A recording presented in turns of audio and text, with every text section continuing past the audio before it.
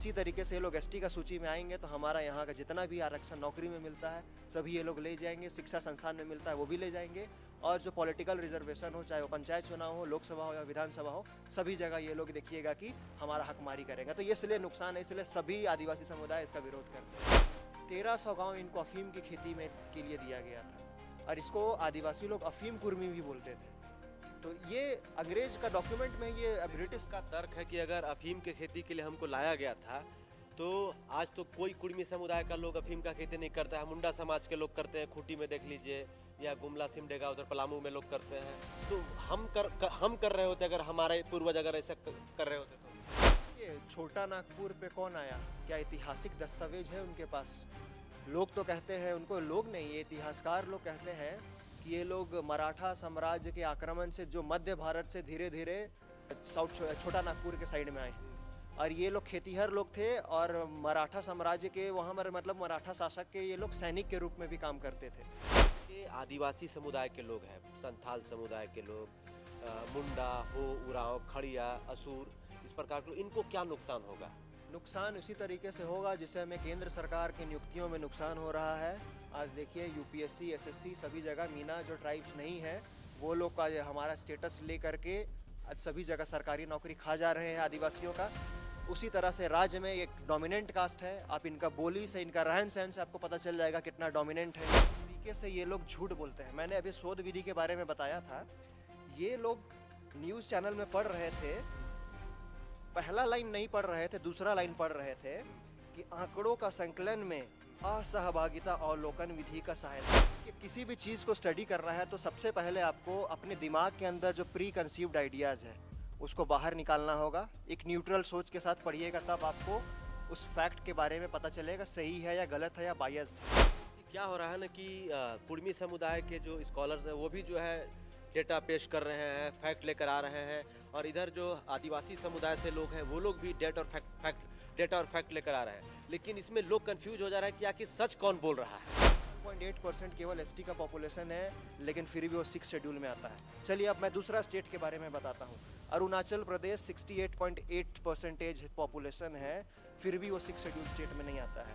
नागालैंड आपका 86.5% पॉपुलेशन है, फिर भी वो 6 शेड्यूल में नहीं आता है। पॉपुलेशन एकमात्र क्राइटेरिया नहीं होता है 6 शेड्यूल। हम लोग को बेवकूफ़ बनाना बंद करें। ये मत समझे कि आदिवासी बेवकूफ़ है, हम बोलेंगे 50% हो गए तो मेरा 6 शेड्यूल हो जाएगा और हम आपकी मांग को समर्थन कर देंगे। तो आदिवासी भी पढ़ा लिखा है, आपके पास 1-2 रिसर्च स्कॉलर होंगे, लेकिन हमारे पास ऐसे लाखों रिसर्च स्कॉलर है, और हम लोग इन डेप्थ एनालिसिस करके ही हम लोग कुछ भी बात को, फैक्ट को मीडिया के सामने रखते हैं। हास्यास्पद बात है, मैं कुछ दिन पहले मैं एक फैक्ट रखता, ये लोग जो 1913 और 31 का जो गजट नोटिफिकेशन के बारे में हमेशा फ्रंट फुट में उसी से खेलते थे, मैं जब से उसका कटाक्ष करने लगा तब से वो लोग उस पर बैक फुट पे आ गया। अब रिजले केवल खेल रहे। धर्म या मुस्लिम धर्म अपनाने से ही एसटी दर्जा नहीं दिया जा सकता। अगर कोई एसटी क्रिश्चियन धर्म अपनाता है तो एसटी ही बना रह जाता है, ऐसा क्यों? धर्म या मुस्लिम धर्म अपनाने से ही एसटी दर्जा नहीं दिया जा सकता। अगर कोई एसटी क्रिश्चियन धर्म अपनाता है तो एसटी ही बना रह जाता है, ऐसा क्यों होता है? रिलीजियन इज पर्सनल, ठीक है, तो रिलीजियन और आर्टिकल 25 के तहत आपको फ्रीडम ऑफ रिलीजियन है। किसी भी तरीके का कोई भी रिलीजन को आप अडॉप्ट कर सकते हैं, अपना मान सकते हैं, और उसका प्रचार प्रसार भी कर सकते हैं। तो ये संवैधानिक अधिकार है। का मूल निवासी हूँ मैं, कल को अगर मैं बैंगलोर चला गया, क्या मैं कर्नाटका का वहाँ एसटी का बेनिफिट ले सकता हूँ? नहीं ले सकता हूँ, क्योंकि वो माइग्रेट करके मैं काम करने के लिए गया हूँ। तो मेरा प्लेस ऑफ ओरिजिन मेरा झारखंड है, तो हमको झारखंड में ही रिजर्वेशन मिलेगा। और ये वेल सेटल से ही अलग हुए हैं, और एक संथाल अलग हुआ, और हम लोग कुर्मी लोग एक ही बाप के 2 अलग अलग बेटे हैं बोलते हैं। ऐसा संभव है क्या? ये मतलब कभी 65,000 साल पहले ले जाते हैं, एचएस रिजले को पोर्ट करके अपने आप को द्रविडियन भी बोलते हैं, फिर कभी संथाल का भाई भी बोलते हैं। तो ये खुद पहले क्लियर हो जाए कि आपका कौन सा फैक्ट सही है, उसके बाद आप मीडिया के साथ 2011 का जनगणना डेटा भी निकाल के देख लीजिए। इस राज्य में जो आदिवासी हैं, हिंदू भी है, क्रिश्चियन भी है, सरना भी है। अब यही नहीं, आप चले जाइए राजस्थान साइड, गुजरात साइड, वहाँ के आदिवासी नहीं है, आदिवासी है लेकिन कौन सा धर्म को मानते हैं? हिंदू को धर्म को मानते हैं, लेकिन आदिवासी है ना। आप चले जाइए कश्मीर की ओर, कश्मीर में आदिवासी नहीं है, आदिवासी है लेकिन कौन सा धर्म को मानते हैं? मुस्लिम धर्म को मानते हैं। अब चले जाइए नॉर्थ ईस्ट के साइड, क्या वहाँ आदिवासी नहीं है? वहाँ भी आदिवासी, वहाँ कौन सा धर्म को मानते हैं? वहाँ पर क्रिश्चियन। हास्यास्पद बात है कि ये लोग इस तरह का भाषा का प्रयोग करते हैं कि पटक के मार देना चाहिए। क्या एक सरकारी संस्था को आप पटक के मार सकते हैं? क्या इनके पास अधिकार है? खुद इस बात को रखते थे और बोलते थे अखिल भारतीय कुर्मी क्षत्रिय महासभा का गठन करके। इस बात को उन्होंने ये मुजफ्फरपुर में एक अधिवेशन हुआ था जिसमें कि मानभूम के प्रतिनिधि भी जा करके इस बात को रखे थे कि हम लोग जो मानभूम के जो कुर्मी हैं वो हम लोग भी क्षत्रिय हैं और हम लोग आदिवासी नहीं है, हम लोग प्रिमिटिव ट्राइब नहीं है, हम लोग एबोरिजिन्स नहीं है। जिसके बाद फिर ये लोग जो सेंसस ऑफिसर थे उनके समक्ष भी ये लोग इस बात को रखे थे। जिसके बाद 1931 में भी किसी भी तरीके से ये लोग सेंसस में देखिए एग्रीकल्चर कास्ट में रखा गया कि तमगड़िया को, लोहरा को, भोक्ता को, कई और अन्य लोगों को एसटी सूची में शामिल किया गया है, सूचीबद्ध किया गया है। तो कुर्मी समुदाय के बुद्धिजीवी लोग कह रहे हैं कि भाई फिर कुर्मियों से क्या दिक्कत हो रही है, हम तो 1950 से पहले जो है हम आदिवासी ही थे।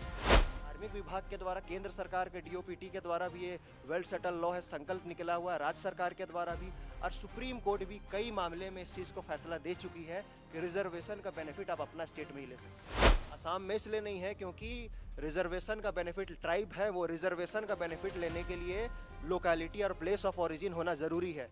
वो माइग्रेंट है, माइग्रेट करके वहाँ गए हैं टी गार्डन में काम करने के लिए, इसलिए वो वहाँ पर रिजर्वेशन का उस स्टेट में नहीं ले सकते। लेकिन हाँ, डीएनए है तो प्रूफ करके दीजिए, आप डेटा पब्लिक डोमेन में लाइए, आप फैक्ट एंड फिगर को पब्लिक डोमेन पे लाइए। मैं मुंह से बोल दूंगा कि मेरा 20,000 साल पुराना इतिहास, तो क्या आप मान 35 से 75 आयु वर्ष के लोगों के साथ बैठ करके डेटा कलेक्ट किया गया है, साक्षात्कार लिया गया है, उसके बाद ये मतलब रिपोर्ट पब्लिश हुआ है। तो ये जो दावा कर रहे हैं वो पूरी तरह से अधूरा जानकारी के साथ ये कर रहे हैं। ये दावा कर रहे थे कि अगर हम लोग को एसटी में रहता तो हम लोग का ज़मीन को प्रोटेक्शन मिलता।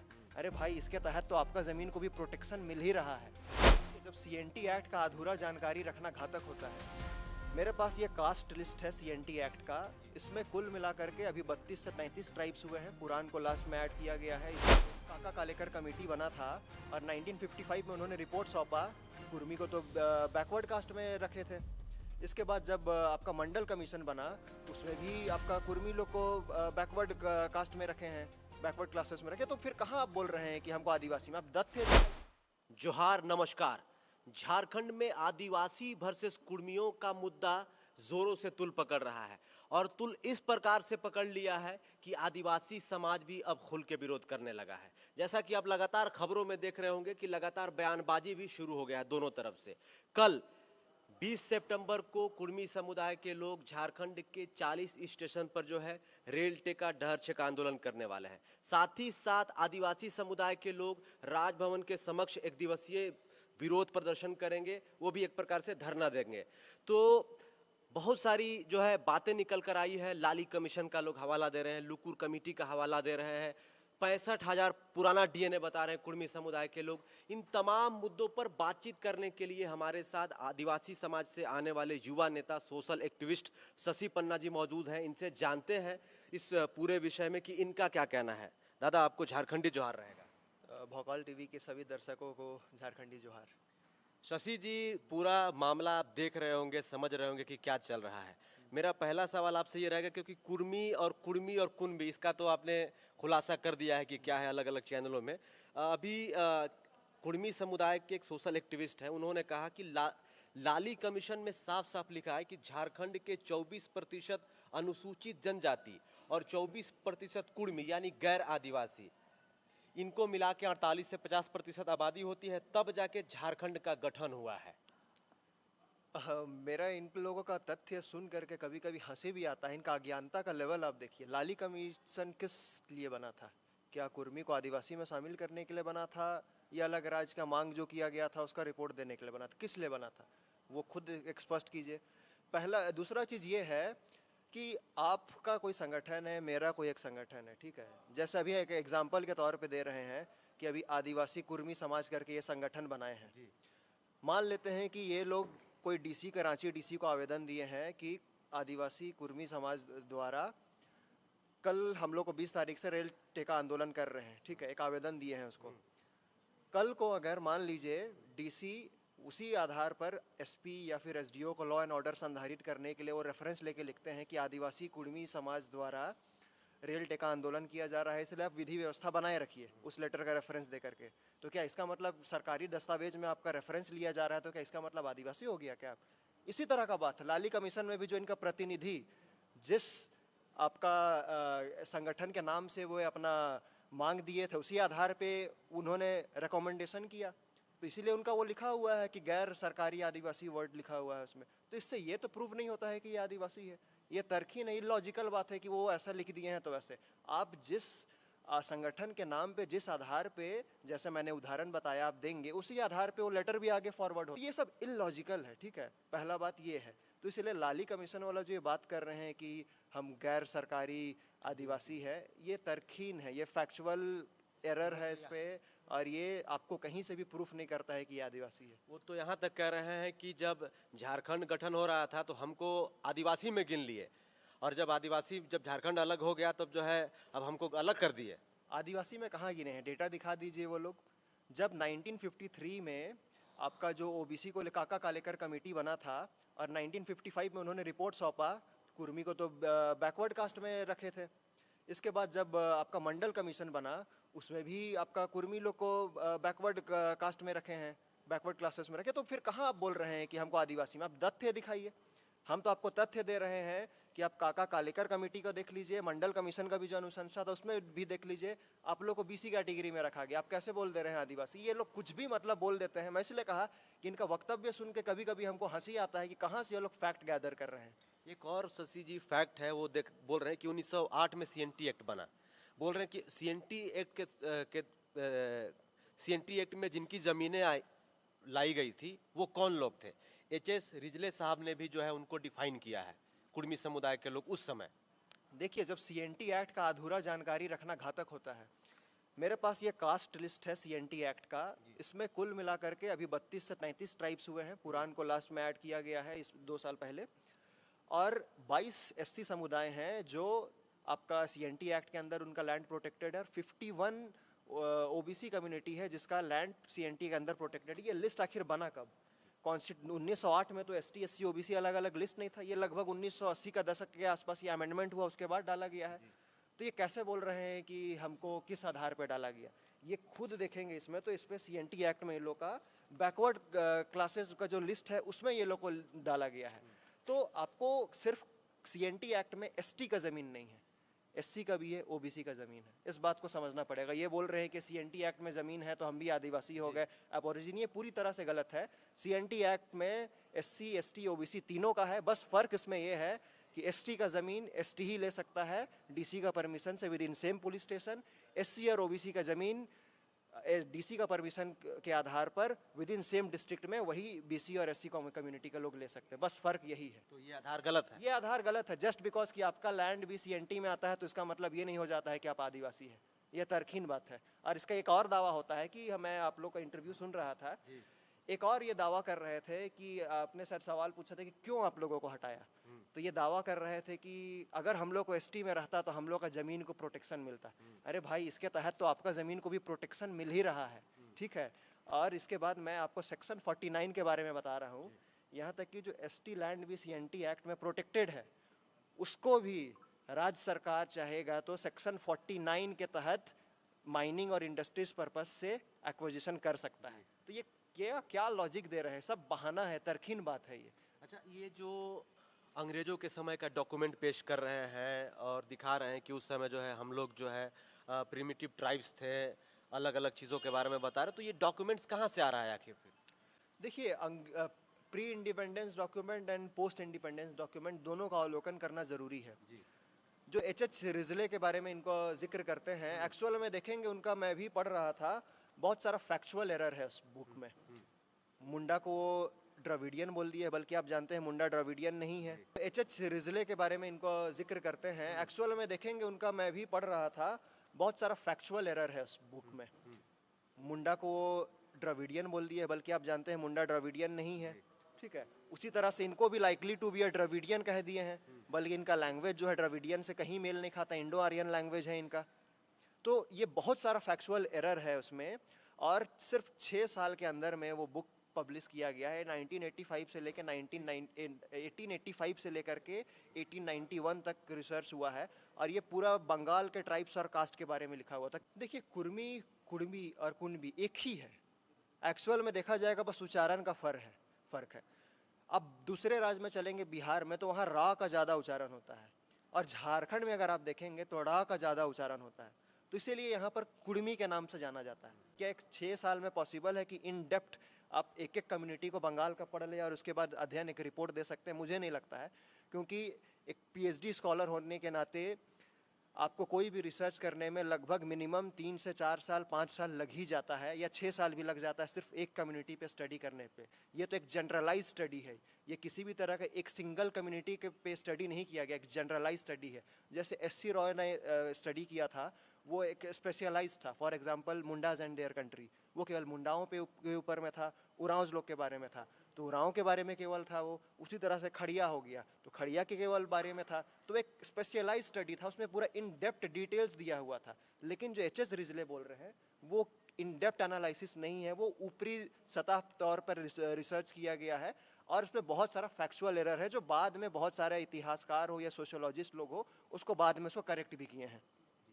अभी इन दिनों टीआरआई का जिक्र बहुत हो रहा है शशि जी, तो कुर्मी समुदाय के लोग ये भी कह रहे हैं कि टीआरआई वाले को तो पटक के मार होना चाहिए। ये गलत सलत रिपोर्ट पेश कर दिया है, 3 जगह पर जो ये लोग सर्वे किया है और कुर्मियों को जो है आर्थिक रूप से मजबूत दिखा दिया है। बड़ा हास्यास्पद बात है कि ये लोग इस तरह का भाषा का प्रयोग करते हैं कि पटक के मार देना चाहिए। क्या एक सरकारी संस्था को आप पटक के मार सकते हैं? क्या इनके पास अधिकार है? पटक के मार के दिखा दीजिए, कल आपको अंदर कर दिया जाएगा। और आपका जो दावा था टीआरआई के बारे में कि 3 गांव में केवल सर्वे किया गया है, मैं आपको दिखाना चाहता हूँ। मैं ये अध्याय 2 है, आप लोग को मैं ये डेटा भी दे दूंगा, सारा कुछ दे दूंगा। आप कैमरा में भी इसको एक साइड व्यू करके दिखा दीजिएगा। ये शोध विधि में क्लियरली कहे हैं, कुल मिला करके एक 92 विलेजेस में सर्वे हुआ है, जो कुर्मी बहुल का विलेजेस है। 92 विलेजेस में, और इसमें एक एक गांव का नाम भी लिखा हुआ है। जैसे रांची जिला में कौन कौन प्रखंड है, सिल्ली, बुंडू, टमाड़, कांके, नामकुम। हजारीबाग जिला हो गया, उसमें रामगढ़ हो गया, फिर बोकारो, धनबाद, पूर्वी सिंहभूम, पश्चिमी सिंहभूम, सरायकेला, खरसावा, ये सभी जिले के जितने प्रखंड है और उसके बाद उसके गांव का नाम है। 92 गांव बोलते बहुत अभी लंबा समय चला जाएगा। तो ये सभी जगह में रिसर्च हुआ है, सभी जगह में जाकर के डेटा कलेक्ट किया गया है, बल्कि इसमें लिखा भी हुआ है कि 35 से 75 आयु वर्ष के लोगों के साथ बैठ करके डेटा कलेक्ट किया गया है, साक्षात्कार लिया गया है, उसके बाद ये मतलब रिपोर्ट पब्लिश हुआ है। तो ये जो दावा कर रहे हैं वो पूरी तरह से अधूरा जानकारी के साथ ये कर रहे हैं दावा। एक और दावा सुन रहे हैं कि 65,000 पुराना जो है हमारा डीएनए है। डीएनए है तो प्रूफ करके दीजिए, आप डेटा पब्लिक डोमेन में लाइए, आप फैक्ट एंड फिगर को पब्लिक डोमेन पे लाइए। मैं मुंह से बोल दूंगा कि मेरा 20,000 साल पुराना इतिहास, तो क्या आप मान लीजिएगा? हमको प्रूफ करना पड़ेगा उसको, सारा डेटा के साथ, एविडेंस के साथ। तो ये तरकीन बात आप पब्लिक डोमेन में लाइए। इनका जो एक एडवोकेट है वही एक नया कॉन्सेप्ट अभी लेटेस्ट में लेके आए हैं कि 65,000 साल से रह रहे। कभी अपने आप को द्रविडियन भी बोलते हैं, कभी ये लोग बोलते हैं कि हम लोग संथाल के ही एक ही संथाल से ही अलग हुए हैं और एक संथाल अलग हुआ और हम लोग कुर्मी लोग एक ही बाप के 2 अलग अलग बेटे हैं बोलते हैं। ऐसा संभव है क्या? ये मतलब कभी 65,000 साल पहले ले जाते हैं, एच.एस. रिजले को कोट करके अपने आप को द्रविडियन भी बोलते हैं, फिर कभी संथाल का भाई भी बोलते हैं। तो ये खुद पहले क्लियर हो जाए कि आपका कौन सा फैक्ट सही है, उसके बाद आप मीडिया के सामने इसको रखें। जयराम महतो जेल कैंप के नेता हैं, कुर्मी समाज से आते हैं। उनका कहना है कि आदिवासी समाज के लोग कह रहे हैं कि आदिवासी जन्म से बनते हैं, आप भी कह रहे हैं कि आदिवासी जन्म से पैदा होते हैं। लेकिन उनका कहना है कि झारखंड में कुर्मी को छोड़ दे तो आज 37 से 38 जनजाति हैं। पहले सिर्फ 12-14 लोग थे, बाकी 20 से 22 लोग कहाँ से पैदा हो गए? देखिए 37 से 38 जनजाति नहीं है, 32 थे, अभी 33 हुआ है। ठीक है, इसको फैक्चुअल एरर है, इसको मैं करेक्ट करना चाहता हूँ। अब जिस इंटरव्यू के बारे आप जिक्र कर रहे हैं, मैं भी सुना था कि वे बोल रहे थे कि अगर जन्म से लेते हैं तो आसाम में क्यों नहीं है स्टेटस। मैं आपको बताना चाहता हूँ, आसाम में इसलिए नहीं है क्योंकि रिजर्वेशन का बेनिफिट, ट्राइब है वो, रिजर्वेशन का बेनिफिट लेने के लिए लोकेलिटी और प्लेस ऑफ ओरिजिन होना ज़रूरी है। वो माइग्रेंट है, माइग्रेट करके वहाँ गए हैं टी गार्डन में काम करने के लिए, इसलिए वो वहाँ पर रिजर्वेशन का उस स्टेट में नहीं ले सकते। लेकिन हाँ, सेंट्रल गवर्नमेंट का जो भी वैकेंसीज आता है उसमें वो बेनिफिट ले सकते हैं। बहुत सारे मैं आसाम में जो यहाँ से माइग्रेट करके गए हैं, यहाँ तक कि मेरे परिवार के लोग भी जो गए हैं, वो आज भी उनका खतियान, यहाँ पर खतियान में नाम दर्ज है उनका पूर्वज का, वो यहाँ से कास्ट सर्टिफिकेट बनाते हैं और जो सेंट्रल गवर्नमेंट का जो भी अपॉइंटमेंट होता है उसमें वो एसटी कैटेगरी में ही भरते हैं। तो उसको जानकारी नहीं है, तो जानकारी तथ्य को कलेक्ट कर ले, उसके बाद कुछ भी मीडिया के सामने में। उन्होंने सीधे तौर पे कहा कि यहाँ पर जैसे झारखंड में मुंडा, संथाल, उरांव एसटी कैटेगरी में आते हैं, लेकिन आसाम की बात करें तो वो लोग यही समुदाय ओबीसी कैटेगरी में आते हैं। बोले तो माइग्रेट करके गए हैं, वो एज अ वर्कर गए हैं, टी गार्डन में काम करने के लिए अंग्रेज वहाँ ले गए थे। अब हम ही अगर आज मैं झारखंड का मूल निवासी हूँ, मैं कल को अगर मैं बैंगलोर चला गया क्या मैं कर्नाटका का वहाँ एसटी का बेनिफिट ले सकता हूँ? नहीं ले सकता हूँ, क्योंकि वो माइग्रेट करके मैं काम करने के लिए गया हूँ। तो मेरा प्लेस ऑफ ओरिजिन मेरा झारखंड है, तो हमको झारखंड में ही रिजर्वेशन मिलेगा। और ये वेल सेटल लॉ है, ये कार्मिक विभाग के द्वारा, केंद्र सरकार के डीओपीटी के द्वारा भी ये वेल सेटल लॉ है, संकल्प निकला हुआ है, राज्य सरकार के द्वारा भी। और सुप्रीम कोर्ट भी कई मामले में इस चीज़ को फैसला दे चुकी है कि रिजर्वेशन का बेनिफिट आप अपना स्टेट में ही ले सकते हैं। सवाल यह है कि तमगड़िया को, लोहरा को, भोक्ता को, कई और अन्य लोगों को एसटी सूची में शामिल किया गया है, सूचीबद्ध किया गया है। तो कुर्मी समुदाय के बुद्धिजीवी लोग कह रहे हैं कि भाई फिर कुर्मियों से क्या दिक्कत हो रही है? हम तो 1950 से पहले जो है हम आदिवासी ही थे, प्रिमिटिव ट्राइब्स थे, अलग अलग प्रकार के जो जनजाति थे वही थे हम लोग। 1950 से पहले कोई आदिवासी का ऐसा सूची नहीं हुआ करता था। पहली बात, अंग्रेज जो है अपना प्रिलिमिनरी इन्वेस्टिगेशन के आधार पे बहुत सारे सूचियाँ पब्लिश कर रहे थे, लेकिन वो स्पष्ट नहीं होता है कि ये आदिवासी थे या नहीं थे। और जनगणना की बात करते हैं आप, 1931 का जनगणना डेटा देख लीजिए, उसको एग्रीकल्चर कास्ट में लिखा गया है, क्यों क्लियर है। और मैं आपको इतिहास बताना चाहता हूँ, ये लोग खुद, जब ये लोग को इंडियन सक्सेशन एक्ट से बाहर रखा गया था, तो ये समुदाय खुद इस बात को रखते थे और बोलते थे, अखिल भारतीय कुर्मी क्षत्रिय महासभा का गठन करके इस बात को उन्होंने ये मुजफ्फरपुर में एक अधिवेशन हुआ था, जिसमें कि मानभूम के प्रतिनिधि भी जा करके इस बात को रखे थे कि हम लोग जो मानभूम के जो कुर्मी हैं, वो हम लोग भी क्षत्रिय हैं, और हम लोग आदिवासी नहीं, हम लोग प्रिमिटिव ट्राइब नहीं है, हम लोग एबोरिजिन्स नहीं है। जिसके बाद फिर ये लोग जो सेंसस ऑफिसर थे, उनके समक्ष भी ये लोग इस बात को रखे थे। जिसके बाद 1931 में भी किसी भी तरीके से ये लोग को सेंसस में देखिए एग्रीकल्चर कास्ट में रखा गया है, ये लोग को क्षत्रिय रखा गया है। तो ये जो दावा कर रहे हैं, ये 1950 से पहले थे, वो गलत है। आप एक 1931 का देख लीजिए। और पोस्ट इंडिपेंडेंस जो डेवलपमेंट हुआ, संविधान बना, तो संविधान के तहत किसी भी शेड्यूल ट्राइब में इंक्लूड करने के लिए एक अपना अलग प्रक्रिया बना। अगर कोई भी डिमांड राज्य सरकार के पास आता है किसी को एसटी की सूची में शामिल करने के लिए, तो उसका एक प्रक्रिया है। राज्य सरकार टीआरआई जो वहाँ उसका शोध जनजातीय शोध संस्थान है, वहाँ पर उनको एक एथनोग्राफिक स्टडी रिपोर्ट करवाती है। उसके बाद फिर स्टडी रिपोर्ट के आधार पर राज्य सरकार केंद्र के मिनिस्ट्री ऑफ ट्राइबल अफेयर्स को भेजती है।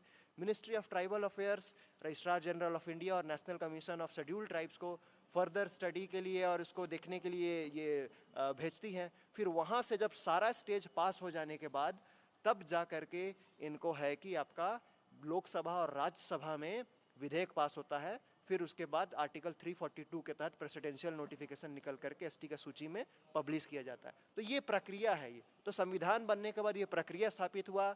लोकूर कमेटी के द्वारा भी 5 क्राइटेरिया दिया गया और उस क्राइटेरिया के आधार पर टीआरआई ने रिसर्च करके दिया, जिसके बाद केंद्र सरकार ने इनका डिमांड को खारिज कर दिया। एक सवाल है, क्योंकि बहुत सारे लोगों ने मुझे भेजा था कि आप पूछिएगा शशि जी से। लिखा है उन्होंने कि क्या सिर्फ हिंदू धर्म या मुस्लिम धर्म अपनाने से ही एसटी दर्जा नहीं दिया जा सकता? अगर कोई एसटी क्रिश्चियन धर्म अपनाता है तो एसटी ही बना रह जाता है, ऐसा क्यों होता है? देखिए, पहला बात मैं आपको बताना चाहता हूँ कि ट्राइब्स का कोई रिलीजन नहीं होता, एक रेशियल कम्युनिटी होता है। ट्राइब्स, ये सच्चाई है। आप 2011 का जनगणना डेटा भी निकाल के देख लीजिए। इस राज्य में जो आदिवासी हैं, हिंदू भी है, क्रिश्चियन भी है, सरना भी है। आप यही नहीं, आप चले जाइए राजस्थान साइड, गुजरात साइड, वहाँ के आदिवासी नहीं है, आदिवासी है लेकिन कौन सा धर्म को मानते हैं? हिंदू को धर्म को मानते हैं, लेकिन आदिवासी है ना। आप चले जाइए कश्मीर की ओर, कश्मीर में आदिवासी नहीं है, आदिवासी है लेकिन कौन सा धर्म को मानते हैं? मुस्लिम धर्म को मानते हैं। अब चले जाइए नॉर्थ ईस्ट के साइड, क्या वहाँ आदिवासी नहीं है? वहाँ भी आदिवासी, वहाँ कौन सा धर्म को मानते हैं? वहाँ पर क्रिश्चियन धर्म को मानते हैं। तो ये कहीं से भी पैमाना नहीं है कि ट्राइब्स, रिलीजियस से आपको ट्राइब्स का डेफिनेशन मिलता है। रिलीजियन इज पर्सनल, ठीक है। तो रिलीजियन और आर्टिकल 25 के तहत आपको फ्रीडम ऑफ रिलीजियन है। किसी भी तरीके का कोई भी रिलीजन को आप अडॉप्ट कर सकते हैं, अपना मान सकते हैं और उसका प्रचार प्रसार भी कर सकते हैं। तो ये संवैधानिक अधिकार है। तो शशि जी, सवाल ये है कि जैसे कि कोई एसटी अगर हिंदू बनता है या मुस्लिम बनता है तो उसको लाभ मिलेगा एसटी होने का? अभी तक तो लाभ मिलते आ रहा है। आप, मैंने कहा ना, झारखंड में ही आप देखेंगे तो लगभग 37 से अधिक परसेंटेज ट्राइब्स जो हिंदू में कॉलम में टिक किए हुए हैं। 44% के करीब केवल सरना धर्म को मानते हैं। बाकी लगभग 14.5-15% के आसपास लगभग क्रिश्चियन धर्म को मानते हैं। तीनों धर्म मानने वाले को आखिर एसटी का स्टेटस है ना। मिल रहा है, रिजर्वेशन का भी बेनिफिट मिल रहा है। और मैंने भी जितना भी वक्तव्य दिया है, मैंने कभी बोला कि वो हिंदू है तो वो आदिवासी नहीं हो सकते हैं? तो ये सब फालतू बकवास है आपका। मैं धर्म के आधार पे मैं आपको काउंटर नहीं कर रहा हूँ, मैं फैक्ट के आधार पे काउंटर कर रहा हूँ। एक सवाल ये भी है कि कुछ लोग कहते हैं कि अभी जो है झारखंड में 12 जो जिला है और 2 जिला के 2 प्रखंड है, ये 5वीं अनुसूची के क्षेत्र में आता है। अगर कुर्मी को एसटी सूची में शामिल कर दिया जाएगा तो हमारी यहाँ पर आदिवासियों की आबादी 50% से ज़्यादा हो जाएगी, तो हम लोग 6ठी अनुसूची में शामिल हो जाएंगे। बड़ा हास्यास्पद बात है। मैं कुछ दिन पहले मैं एक फैक्ट रखता, ये लोग जो 1913 और 31 का जो गजट नोटिफिकेशन के बारे में हमेशा फ्रंट फुट में उसी से खेलते थे, मैं जब से उसका कटाक्ष करने लगा तब से वो लोग उस पर बैक फुट पे आ गया। अब रिजले केवल खेल रहे। अब मैं आपको डेटा के साथ बताता हूँ 4 राज्य है 6 शेड्यूल में, असम, त्रिपुरा, मेघालय, मिजोरम। मैं आपको डेटा देना चाहता हूँ। असम में आप खुद देखिए, इसमें डेटा भी आप देख लीजिएगा, मैं आपको दे दूंगा। पॉपुलेशन 50% से कम है एसटी का, फिर भी वो 6 शेड्यूल में है। इसके बाद अगर आप चले आएंगे त्रिपुरा में 31.8% केवल एसटी का पॉपुलेशन है, लेकिन फिर भी वो 6 शेड्यूल में आता है। चलिए अब मैं दूसरा स्टेट के बारे में बताता हूँ। अरुणाचल प्रदेश 68.8% पॉपुलेशन है, फिर भी वो 6 शेड्यूल स्टेट में नहीं आता है। नागालैंड आपका 86.5% पॉपुलेशन है, फिर भी वो 6 शेड्यूल में नहीं आता है। पॉपुलेशन एकमात्र क्राइटेरिया नहीं होता है 6 शेड्यूल का, ठीक है? तो ये हम लोग को बेवकूफ़ बनाना बंद करें। ये मत समझे कि आदिवासी बेवकूफ़ है, हम बोलेंगे 50% हो गए तो मेरा 6 शेड्यूल हो जाएगा और हम आपकी मांग को समर्थन कर देंगे। तो आदिवासी भी पढ़ा लिखा है, आपके पास 1-2 रिसर्च स्कॉलर होंगे, लेकिन हमारे पास ऐसे लाखों रिसर्च स्कॉलर है और हम लोग इन डेप्थ एनालिसिस करके ही हम लोग कुछ भी बात को, फैक्ट को मीडिया के सामने रखते हैं। शशि जी, क्या हो रहा है ना कि कुर्मी समुदाय के जो स्कॉलर्स हैं वो भी जो है डेटा पेश कर रहे हैं, फैक्ट लेकर आ रहे हैं, और इधर जो आदिवासी समुदाय से लोग हैं वो लोग भी डेटा और फैक्ट लेकर आ रहे हैं। लेकिन इसमें लोग कंफ्यूज हो जा रहे हैं कि आखिर सच कौन बोल रहा है। मैं कल एक न्यूज़ चैनल डिबेट में था जी। वहाँ पर इनके एक रिसर्च स्कॉलर हो या फिर इनके जो भी बोलिए, इनके समाज के एक अगुआ अधूरी जानकारी को लेकर के बात को रख रहे थे। काउंटर भी मैंने किया और ये तथ्य के साथ वहाँ पर एक प्रूफ भी हो गया। देखिए, किसी भी चीज़ को स्टडी कर रहा है तो सबसे पहले आपको अपने दिमाग के अंदर जो प्री कंसीव्ड आइडियाज़ है उसको बाहर निकालना होगा। एक न्यूट्रल सोच के साथ पढ़िएगा, तब आपको उस फैक्ट के बारे में पता चलेगा सही है या गलत है या बायस्ड है। अगर आप किसी भी चीज़ के अंदर पढ़ने से पहले अगर आप पहले से दिमाग में प्री कंसीव्ड आइडिया डाल के रखिएगा तो वो फैक्ट हमेशा आपको बायस्ड ही लगेगा और गलत ही लगेगा, ठीक है? कि किस तरीके से ये लोग झूठ बोलते हैं। मैंने अभी शोध विधि के बारे में बताया था। ये लोग न्यूज़ चैनल में पढ़ रहे थे, पहला लाइन नहीं पढ़ रहे थे, दूसरा लाइन पढ़ रहे थे कि आंकड़ों का संकलन में असहभागिता अवलोकन विधि का सहायता ली गई है, ठीक है? कल ये एकदम डंके के चोट पे बोल रहे थे, ठीक है? तो मैंने इसको काउंटर किया कि असहभागिता नहीं है, ठीक है ना? जो आप असहभागिता बोल रहे हैं वो दूसरा चीज़, इसको मैं अभी अब एक्सप्लेन कर दूंगा। 92 गांव, जैसे मैंने पहले बताया, 92 गांव में जाकर के हुआ था। तो मैंने यहाँ की एंकर ने भी, वहाँ जो मॉडरेटर थे उन्होंने भी क्रॉस किया और मुझे पढ़ने को कहा और मैंने पढ़ के बताया। उससे पहले जो लाइन लिखा हुआ है इसमें ये क्लियर लिखा हुआ, आप लोग टीवी में भी, आपका अपना चैनल में भी ये दिखा सकते हैं वीडियो के माध्यम से। इसमें लिखा हुआ है कि उपर्युक्त चयनित गांव में जाकर 35 से 75 आयु वर्ष के कुर्मी कुर्मी महतो जाति के पुरुषों से सामूहिक चर्चा वर्ड यूज है, ठीक है, साक्षात्कार निर्देशिका के आधार पर की गई है। पहला लाइन ये है। उसके बाद दूसरा लाइन क्या है, ये वर्ड को भी लोग छोड़ते हैं। क्षेत्रीय आंकड़ों का संकलन में, ये वर्ड इंपॉर्टेंट है। क्षेत्रीय आंकड़ों का संकलन क्या होता है? ये सेकेंडरी डेटा है। तो सेकेंडरी डेटा का जो अवलोकन है, जो गवर्नमेंट रिकॉर्ड्स हो, गजेटियर हो, कोई बुक्स हो या फिर आर्टिकल हो या न्यूज़ हो, उसको तो भाई आप कोई भी नॉन पार्टिसिपेंट ऑब्जर्वेशन के रूप में भी आप पढ़ सकते हैं इसको। मेरा कहने का मतलब है प्राइमरी, देखिए 2 तरह का है। आपका प्राइमरी डेटा जो है वो फील्ड में जाके लिया हुआ है। सेकेंडरी डेटा जो इसमें क्लियरली लिखा है, क्षेत्रीय आंकड़ों का संकलन में असहभागिता, क्षेत्रीय आंकड़ा का संकलन में, ये टर्म को समझना जरूरी है। तो ये अधूरा पढ़ करके, अधूरे जानकारी के साथ भी कुछ भी ये लोग बक देते हैं। तो इसीलिए मैं कहा कि आप कुछ भी पढ़ रहे हैं तो अपने दिमाग का प्री कंसीव्ड आइडिया को बाहर निकालिए, न्यूट्रल होके पढ़िए, उसके बाद बयान दीजिए। ये कुर्मी और कुर्मी, ये बड़ा कंफ्यूजन हो रहा है। बार ब्रैकेट में हम लोग को भी लिखना पड़ता है ऐसे करके, स्लैश दे के। तो ये अलग है कि एक ही है? कुर्मी कब आया और कुर्मी कब आया शब्द? देखिए, कुर्मी, कुर्मी और कुणबी एक ही है। एक्चुअल में देखा जाएगा, बस उच्चारण का फर्क है। अब दूसरे राज्य में चलेंगे बिहार में तो वहाँ रा का ज़्यादा उच्चारण होता है, और झारखंड में अगर आप देखेंगे तो ड़ा का ज़्यादा उच्चारण होता है। तो इसीलिए यहाँ पर कुड़मी के नाम से जाना जाता है। और मैंने पहले कहा कि इतिहासकार ऑप्शन में भी इस चीज़ को किया है कि कुनबी, कुर्बी और कुड़मी एक है, ठीक है। तो ये उच्चारण का सिर्फ फर्क है। जैसे आप देखेंगे एक लंबा समय से प्रैक्टिस में यहाँ पर आ रहा है, ठीक है। तो अब जैसे आप देखेंगे यहाँ पर इंद पीढ़ी, जो आज हिंद पीढ़ी के नाम से जाना जाता है, तो क्या इंड पीढ़ी और हिंद पीढ़ी दोनों अलग जगह है या से एक ही जगह है? एक ही जगह है। उसी तरह से आप देखेंगे दुरंडा आज के नाम से जाना जाता, पहले वो दुरंगदा के नाम से जाना जाता था। तो क्या दुरंगदा और दुरंडा एक ही जगह है या अलग अलग जगह है? बरियातू पे आते हैं। बरियातू को पहले बोलते थे बरिया हाथू, ठीक है, लेकिन अब क्या है कि उसको बरियातू बोल रहे हैं। तो क्या बरिया हाथू और बरियातू एक ही जगह है कि अलग अलग है? तो कहने का मतलब यह है कि एक लंबा समय से जो नाम प्रैक्टिस में आता है तो उसको लोग यूजुअली बोलने लगते हैं, तो इसका इसीलिए उसी नाम से उसको जाना जाता है। तो इसका मतलब ये नहीं हो जाता है कि दोनों में भिन्नता है, दोनों एक ही है, बस बोलचाल की भाषा में ये भिन्नता आपको नजर आती ही है।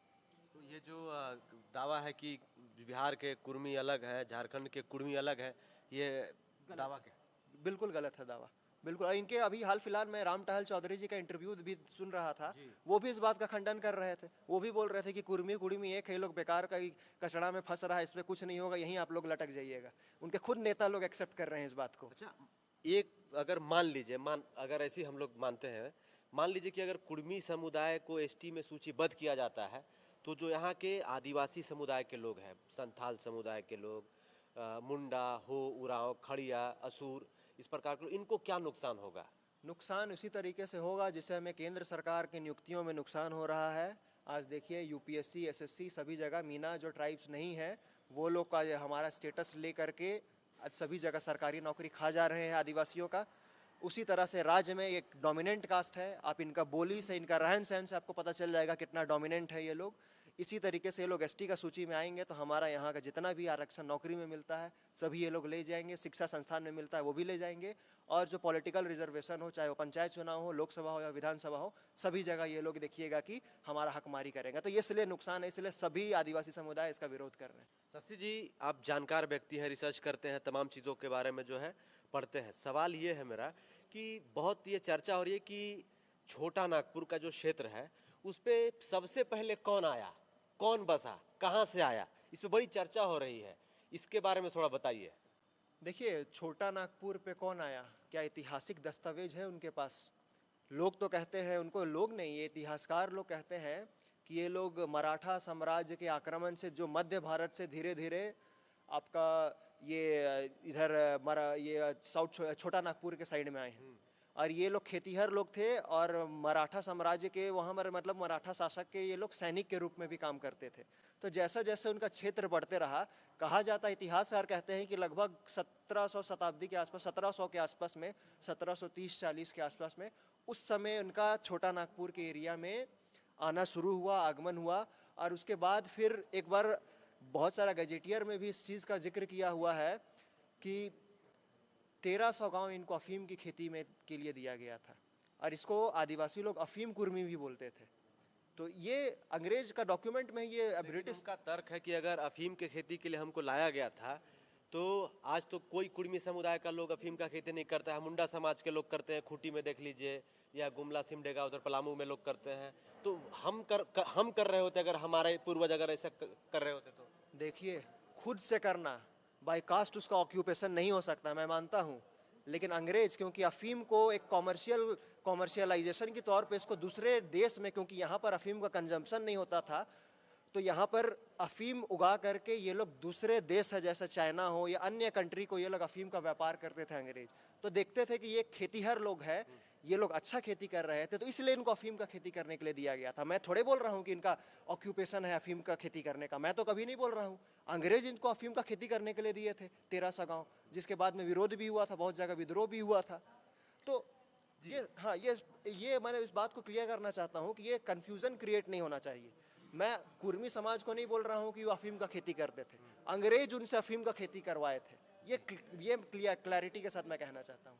ये बताइए कि दावा है उनका कि अगर कुड़मी समुदाय या कुर्मी समुदाय अगर कहीं दूसरे जगह से आके छोटा नागपुर के क्षेत्र में बसते तो आज कुड़मियों का 40,000 के करीब गांव नहीं होता। एक एक कुड़मी के पास 5-5 बीघा, 20-20 बीघा, 50-50 बीघा जमीन है, चाहे गरीब से गरीब कुड़मी क्यों ना हो, तो कहाँ से आता है इतना? चलिए, आपने सही कहा। अब मैं बताता हूँ इसमें तथ्य के साथ। इसमें 2-3 चीज़ है, ठीक है। आप आदिवासी का जोग्राफिकल एरिया देखेंगे अभी से नहीं पहले से, तो उसमें देखेंगे ज़्यादातर आदिवासी जंगल के आसपास ही रहते हैं। हम जैसे मैंने कहा कि इनका नेचर था, नोमैडिक थे और ये हंटर एंड गैदरर की तरीके से जानते थे, और इनका पूरा जो जीवन यापन भी है पूरी तरह से जंगल पे निर्भर था। जब वहाँ के कल मुन से लेकर के सारा चीज़ अपने जंगल पे ही निर्भर रहते थे और वहीं से अपना वनोपज लेते थे। तो इसलिए आप देखेंगे जितना भी जंगल के एरिया है उस साइड में आप देखेंगे खासकर प्लेन्स एरिया में ज़्यादातर आदिवासी नहीं मिलेंगे। थोड़ा बहुत आपको इधर रांची के साइड में देखेंगे तो मुंडाज लोग मिलते हैं, क्योंकि वो लोग जंगल को साफ करके खुटकट्टी राइट्स बनाए हैं प्लेन एरिया को, इसलिए उसको खुटकट्टीदार भी कहा जाता है। इनका जो आप देखेंगे डेमोग्राफिक, ये आपका रिवर वैली सिविलाइजेशन, मैंने अभी कहा था रिवर वैली सिविलाइजेशन की तरह ये लोग दामोदर नदी और ये लोग स्वर्ण रेखा नदी के अगल बगल रहते हैं। तो कहने का मतलब है कि उस साइड जहाँ पर खाली जगह था, जहाँ आदिवासी नहीं रहते थे, वहाँ पर ये बस गए। और झारखंड एक बहुत बड़ा क्षेत्र था, खासकर यहाँ के आदिवासी केवल जंगल पे निर्भर रहते थे और जंगल के अगल बगल ही रहते थे।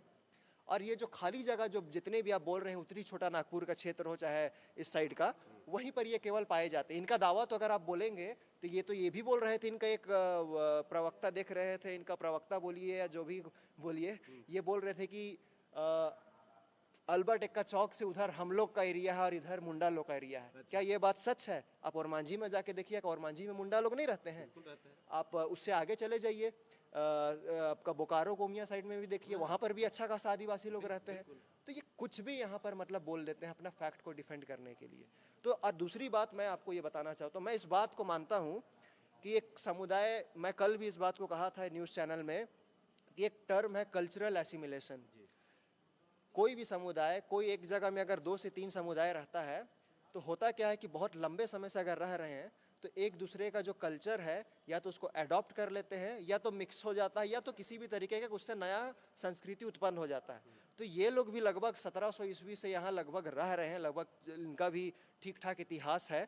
तो ये लोग भी यहाँ के जो झारखंड के जो कल्चर है, जो ट्रेडिशन है, उसको थोड़ा बहुत अडॉप्ट कर लिए, इसलिए थोड़ा बहुत जो अगर समानता दिखता है तो उसके वजह से बस ये कल्चरल एसिमिलेशन ही एक लौता कारण है। वो कुड़मी समुदाय के जितने भी विधायक सांसद हैं, ज़्यादातर जो विपक्ष में है, वो खुल के जो है इस आंदोलन को सपोर्ट कर रहे हैं, रेल टेका में भाग लेने वाले हैं। चंद्र प्रकाश चौधरी जी, जेल कैंप के केंद्रीय अध्यक्ष जयराम महतो जी, आजसू के सुप्रीमो सुदेश महतो जी और भी कई नेता। लेकिन झारखंड में आदिवासी समुदाय से 28 विधायक आते हैं, 5 सांसद आते हैं, कुछ भी नहीं बोल रहे हैं आप लोगों के समर्थन में।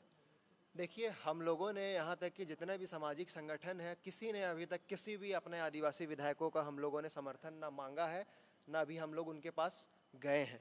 ठीक है, हम लोग को अगर लगेगा कि उनका समर्थन का ज़रूरत पड़ेगा तो हम लोग ज़रूर जाएंगे और उनसे समर्थन भी मांगेंगे, और मुझे पूरा भरोसा है कि उनका समर्थन भी हम लोग को प्राप्त होगा।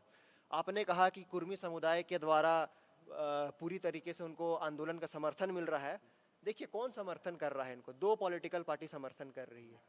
एक जिसका अस्तित्व खत्म हो रहा है, अपना अस्तित्व को बचाने के लिए समर्थन कर रही है, और एक ने समर्थन करके अपना अस्तित्व को खत्म कर रहा है। कहने का मतलब ये है कि आजसू पार्टी जिसका अस्तित्व खत्म हो रहा है, इसलिए वो इस आंदोलन का समर्थन करके अपना अस्तित्व बचाना चाह रही है। और एक जेल गेम जो धीरे धीरे आदिवासी क्षेत्र में भी अपने आप को एक्सपैंड कर रही थी, इस मुद्दा पे समर्थन करने के बाद उनका अस्तित्व भी खत्म हो जाएगा। खास करके आदिवासी युवाओं को क्या कहिएगा जेल कैंप को लेकर, क्योंकि उनका झुकाव बड़ी ज़्यादा था जयराम महतो की तरफ। धीरे धीरे देखिएगा, हमारे समुदाय से आदिवासी से जो भी जेल कैंप या आजसू में थे, धीरे धीरे देखिए आज भी बहुत लोगों ने प्रेस कॉन्फ्रेंस करके अपने आप को उनसे किनारा किया है। धीरे धीरे सभी लोग जेल कैंप और आजसू से किनारा कर लेंगे। और आज भी मैं कहता हूँ, पहले माटी उसके बाद पार्टी। वो पहले अपना समाज को देखेंगे, उसके बाद पार्टी को देखेंगे। वो पार्टी ही क्या जो समाज को अपना बचा न सके। कहने का मतलब है कि अगर कोई आदिवासी समुदाय जेल कैंप में है और जेल कैंप कुर्मी को आदिवासी में शामिल करने का मांग करता है, तो एक तरह से आदिवासी का अस्तित्व के खतरे में है। आदिवासी का सर्वाइवल और एग्जिस्टेंस का खतरे में आ जा रहा है। तो इसलिए वो अपना पहले समाज को देखेंगे, उसके बाद पार्टी को देंगे। और ऐसे सभी लोग, मैं अब सबको देख रहा हूँ सोशल मीडिया के माध्यम से, बहुत लोगों से मेरा पर्सनली बात भी हुआ था, सभी लोग वहाँ से बाहर निकल करके अपना समाज के लिए खड़े हैं। एक अंतिम सवाल रहेगा शशि जी, क्या इंडियन सेक्शन एक्ट 1925 के किताब में कुर्मियों को आदिवासी सूची से बाहर रखा गया है? देखिए, इंडियन सक्सेशन एक्ट 1925 है, उसमें कुछ कम्युनिटीज़ का नाम दिया गया है जिसको इंडियन सक्सेशन एक्ट से बाहर रखा गया है। उसमें गुर्मी का भी नाम है, इस बात को मैं मानता हूँ, लेकिन ये प्रूफ नहीं होता है कि उससे आप आदिवासी है। उसमें तो आप देखेंगे घासी लोग का भी नाम है, घासी तो आदिवासी नहीं है, उसी कम्युनिटी में है। तो फिर आप कैसे आप दावा कर, उसमें बहुत सारा कम्युनिटी ऐसे है। आप सिर्फ इंडियन सक्सेशन एक्ट में आप ये झारखंड का लिस्ट देख रहे हैं ना, बाकी अन्य राज्य का भी लिस्ट देखिए, इसमें बहुत सारा कम्युनिटी है जिसको बाहर रखा गया है। तो क्या इसका मतलब बाहर रखा गया तो वो सब भी आदिवासी हो गए हैं? तो ये कहीं से भी आपको ये दावा प्रूफ नहीं करता है कि ये आपको आदिवासी रखा गया, ये आदिवासी का सूची है या ये आदिवासी के लिए ही केवल है। जो इनका मांग है कि हमको एसटी में सूचीबद्ध किया जाना चाहिए, क्या शशि पन्ना खुल के इसका विरोध करेंगे? देखिए, आदिवासी समाज सिर्फ शशि पन्ना नहीं, पूरे आदिवासी समाज ये लोग जो एसटी सूची में डिमांड करने का मांग कर रहे हैं उसका हम लोग पूरा विरोध करते हैं। और जो ये रेल टेका आंदोलन कर रहे हैं, आदिवासी समाज ने प्रण लिया है कि रेल टेका करने वाले का घुटना टेकवा देंगे इस बार हम लोग। और देख लीजिएगा, ये आंदोलन 2 से 3 दिन से ज़्यादा चलने वाला नहीं है। जैसे दुर्गा पूजा शुरू होगी, ये सब लोग आंदोलन स्थगित करके दुर्गा पूजा मनाने लगे। एक सवाल बच गया मेरा, बड़ी ना सोशल मीडिया पर वार छिड़ा है शशि जी। लोग कह रहे हैं कि आदिवासियों का कहना है कि हमारे पुरखों को देखिए, हमारे पुरखे एक से बढ़कर एक क्रांतिकारी आंदोलनकारी रहे हैं। कुर्मी समुदाय में कौन आंदोलनकारी रहा है, कौन क्रांतिकारी रहा है? अब कुर्मी समुदाय भी जो है चुआड़ विद्रोह का जो है हवाला दे रहे हैं कि भाई रघुनाथ महतो और भी कुछ नाम ले रहे हैं। इसकी क्या सच्चाई है? मैंने कहा कि ये लोग फैक्ट को डिस्टॉर्ट करके प्रेजेंट कर रहे हैं। जैसे मैं कल डिबेट के बारे में बताया कि किस तरह से डिस्टॉर्ट करके प्रेजेंट किया गया है। एक्चुअल में जो चुआर विद्रोह के बारे में कहा जा रहा है वो रघुनाथ सिंह भूमिज के बारे में जिक्र है गजेटियर में, लेकिन ये लोग रघुनाथ सिंह भूमिज को हटा करके रघुनाथ महतो कर रहे हैं। तो इनका सातिरता को देखिएगा किस तरीके से इनका। आप इतिहास आदिवासी का देखिए ना, आप पहाड़िया विद्रोह देखिए, तिलका माझी ने किया, संथाल विद्रोह देखिए, सिद्धू कानू चांद भैरव फूलो झानो सभी ने आंदोलन किया। वीर बुद्धू भगत को देखिए, कोल विद्रोह किया, बिरसा मुंडा का आप विद्रोह देखिए, सब जगह आदिवासी ने विद्रोह किया। इनका तो कहीं उस पर योगदान नहीं है। अगर इनका इतना बड़ा योगदान, इतना ज़्यादा पॉपुलेशन है, तो इनका सहभागिता भी तो किसी भी आंदोलन में नहीं दिखता है हमको। आप रिसेंट में देखिए जो सीएनटी एक्ट ये लोग हल्ला करते हैं, हम लोग भी है। जब सीएनटी एक्ट में संशोधन हो रहा था तो कहाँ ये लोग सोए हुए थे? कोमा में थे ये लोग उस समय, कि हड़िया दारू पी के सोया हुआ था ये लोग? जब सीएनटी एक्ट में रघुवर दास ने संशोधन किया था तो उस समय कहाँ थे ये लोग? कहाँ इन लोग का एक विरोध भी आप दिखा दीजिए। सरना धर्म कोड की बात करते हैं ये लोग, कुछ लोग का आप दावा रहता है कि हम लोग सरना धर्म को मानते हैं। मैं अब आप इसको भी मैं डेटा के साथ मैं आपके सामने रखना चाहता हूँ। अगर ये सरना धर्म को मानते हैं, 2011 में सेंसस हुआ, 2011 में जब सेंसस हुआ तो झारखंड के इस साइड एरिया में लगभग 44 लाख आदिवासियों ने सरना धर्म कोड का, सरना का कॉलम, अदर्स में सरना कॉलम में टिक किए। अगर सचमुच में सरना होते तो उस समय ये जनगणना का में जब सेंसस हो रहा था तो अदर्स में सरना टिक करते कि नहीं करते? और ये दावा करते कि हम 1 करोड़ है तो इसका उस हिसाब से तो 1.5 करोड़ के आसपास होना चाहिए था सरना मानने वाले धर्म वालियों का। लेकिन आपको डेटा में तो नहीं दिखता है।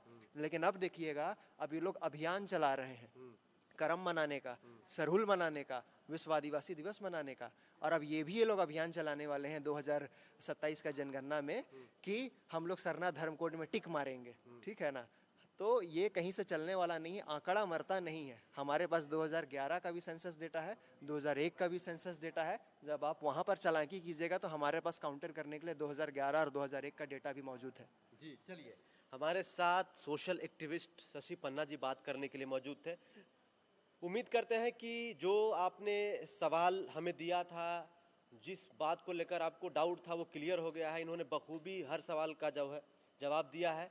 बाकी कल रेल टेका आंदोलन होने वाला है, 40 स्टेशन को जो है टारगेट किया है कुर्मी समुदाय के लोगों ने। और भी बहुत सारे सवाल थे लेकिन वीडियो लंबा हो जाएगा। ये रेल टेका आंदोलन खत्म हो जाएगा तब हम लोग शशि जी से मिलेंगे और फिर से विस्तार रूप से जो है एक बार बैठक करके बातचीत करेंगे। और दूसरे तरफ जो है कुर्मी समुदाय के एक स्कॉलर को रखेंगे और शशि जी को रखेंगे, तब जाके बात क्लियर होगा कि जो है किनका डॉक्यूमेंट जो है सच कह रहा है। बाकी इस वीडियो को देखने के लिए आप तमाम झारखंड वासियों को झारखंडी जोहार रहेगा। धन्यवाद शशि जी।